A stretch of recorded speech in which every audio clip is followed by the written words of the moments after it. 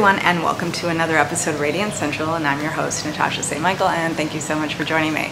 So recently someone sent me an email asking me what my view is of superfoods, and great question. They were asking me, do I include them in my diet, and has it changed over the years as to what I choose and things like that. So first I'll talk about superfoods and explain them, and also my view of superfoods, and then at the end of the video I'll talk a little bit how my choices have changed over the years and what I eat now and things like that. So first of all, what is a superfood for those that don't know? A superfood is pretty much a food that has a super amount of nutrition in it. So it might have a lot of vitamins or minerals or antioxidants, or it might have certain chemicals in it that are very anti-inflammatory.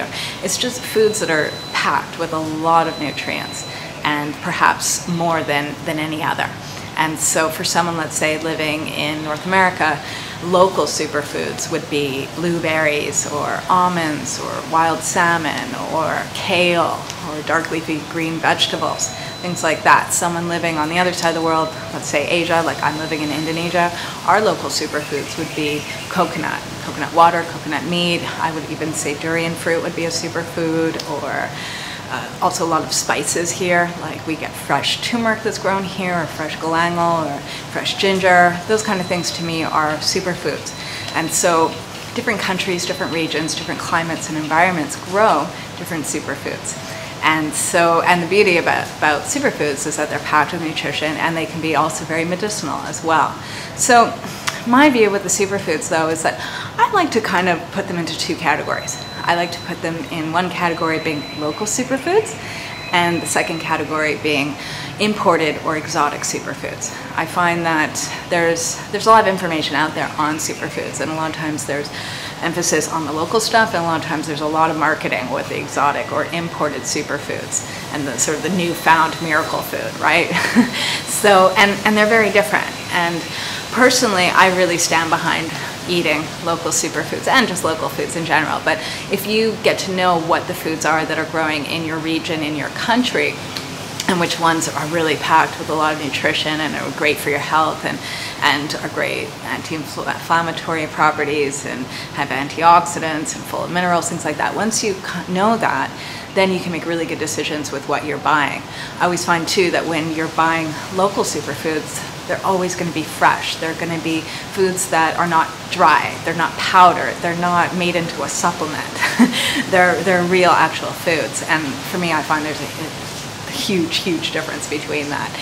Personally, I prefer to eat all my food that still has the water intact. You know, that hasn't been dried out and the water removed. I find that once foods are dried out and powdered down, they're no longer a whole food. They're a partial food. They've been processed in some way or another. And I feel that even though someone can say, well, it still has all the nutrients in it, I still feel that if it doesn't have the natural water in it, the original water in it, it's not the same. And so personally, I believe more in eating local superfoods and eating locally. And also too, one thing to consider too is that it's not only the stuff that's grown at the farm down the street or in your state or in your country, but it's also what you can grow at home. So also other great superfoods to grow at home would be wheatgrass, or to be growing your own herbs, like growing your own basil or cilantro, things like that, and also growing your own sprouts. These things are like also packed with nutrients, and they're cheap to grow, they're easy to grow, and you can grow them at home, so you eat them fresh. And so that's something to consider too, is that the fresher something is, the better it's going to be for you. And for me, I'd always view that, like, if you can get something that's that fresh, that to me is the best superfood you can get. Plus also wild foods. So if you get to know your area, and there's a lot of wild greens and wild berries, things like that you can get to know as to like what to forage, that too can be a great benefit to your health as well. So personally, I'm all for local superfoods. So here, living in Indonesia, I like to eat the local superfoods, and I include them in my daily diet every single day. When it comes down to buying imported superfoods, or superfoods that are shipped from another country, that I have to say that over the years, my stance has changed a lot on that. When I was on a raw vegan diet, since the diet was very limited and there's a lot of food groups that were taken out of that diet, I found that having superfoods and exotic superfoods and imported superfoods a great addition to my diet because I was so limited in my choices, and the exotic superfoods sort of gave more variety. It also gave other tastes and textures, and just made me feel like my diet was a little bit more complete, and I had a little bit more to eat and try out and make recipes out of. And so in that way, I found that it was a good addition. But now that I'm on a whole food diet, I don't really feel a need to be eating those foods. I find that I have so much variety and so much to choose from already that I prefer to be eating fresh foods. I also know too that the fresh foods are really fresh, whereas I know that anything that's been imported from another country, it might appear to be somewhat fresh, but it's dried out, and you never know how long it's actually taken from them picking that food to drying it out to storing it in their warehouse and in their factory, and then packing it and then shipping it across the world in a container by sea usually, which can take a good 6 months, okay, to it getting to your grocery store, to you buying it. Sometimes that whole process can take a good year or two until you actually get it onto your plate from it being picked.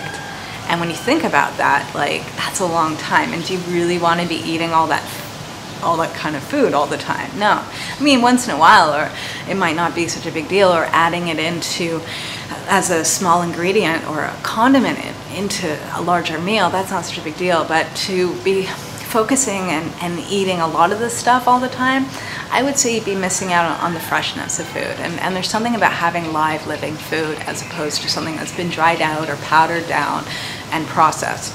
So that's another thing to consider, is that fresh is always, always, always the best. And plus, like, I have to say, like, I know from just living here in Indonesia, all imported food here is taxed very heavily. So if I were to buy like a little bag, like a tiny little bag like this big, like 100 grams of chia seeds, that's like $20 here. So that too, for us, it kind of helps that it's so expensive. You don't even want to buy it, and it forces you even more to be eating the local foods. Now, if someone comes and visits me and they want to bring me some food, then that's fine. I enjoy these presents, and I enjoy having foods from other countries and superfoods from other countries. But again, it's not something I'm eating like for every meal or every day. It's something that I have once in a while, and it's a nice addition to my diet as opposed to being sort of the bulk of my diet. So I have to say in general that I love local superfoods, and eating foods that are locally grown, and the fresher the better, and the more nutrition in my food, the better. And that's the beauty too of, if you're traveling around, when you go to different countries, to research the different foods that are available. Go to the farmers markets, or go to the fruit stands, or go to different grocery stores and see what's available, and go with the local foods, because you'll definitely be enjoying a nice nutritional boost from eating the local foods and trying new things and all of that. So that's pretty much my view with the superfoods. You know, fresh is always the best. Go for the highest nutrition and enjoy your food, and have as much variety as possible as well. So I'd like to just end by mentioning that the next 7-day Whole Food Challenge, it is starting this coming Monday, November 24th. And it's for an entire week. You're going to do a whole food diet if you want to join us. It's 7 days of being on 100% real food diet. So no sugar, no flour, no processed food, no fast food, no junk food, no preservatives, nothing. You're eating real, natural food for 7 days. So it's fruits, vegetables, nuts, seeds, beans, legumes, whole grains, animal products or meats or fish. If you're vegetarian, you wouldn't be eating that. But it's pretty much 7 days of just eating a natural food diet. When you sign up, you get the ebook that has over 75 recipes. There's 3 sample menus. One that's a regular whole food diet, the other one is for vegetarians, and another one menu that is super simple, so those that are on a rush, that don't have much time to be preparing their foods. And there's also food lists as to what you can and cannot eat, and then once the program begins, it's an online program, so there's an online forum where everyone gets to connect, and there's daily videos that go with the program that walk you through everything you need to know about eating a healthy whole food diet. So it's a great program. If you want to let go of the processed food and the addiction to the sugar and the caffeine and all that crazy stuff, join us, because once you do 7 days of eating 100% real food diet, you can continue. This is something that has been designed for you to follow for the rest of your life, and you don't have to think about it, you just get to enjoy it. All right, so if you want to join us, it starts this Monday, November 24th. Go to my website at radiantcentral.com, click on products, and you'll see a 7-day whole food challenge there. All right, have a super fabulous day, everyone, and I'll see you again soon. Bye.